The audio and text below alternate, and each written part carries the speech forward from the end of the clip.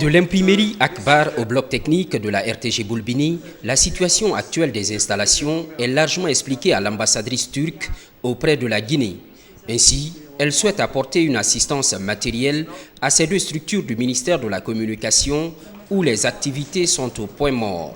Un éventail de promesses qui prouve une nouvelle fois l'attachement des autorités de la Sublime Porte à la Guinée. Au cours des entretiens, les responsables de ces deux médias d'État sont invités à fournir des mémos à l'ambassade de la Turquie. Ces documents doivent contenir les besoins matériels afin d'évaluer les possibilités d'accompagnement. La formation du personnel sera non négligeable. Au niveau des journalistes, on a même spécifié les spécialités.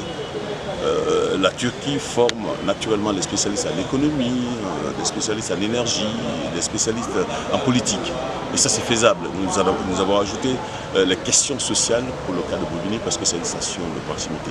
Et ensuite, vous avez constaté au niveau de la télé, ils ont demandé d'évaluer tout ce papier d'écrit, tout ce papier en projet et puis les renvoyer dans les prochains jours. Il n'y a pas eu d'engagement formel, mais c'est qu'on doit fournir des informations relatives au manque d'ordinateurs, au manque d'intrants. Nous avons tout l'espoir de ce que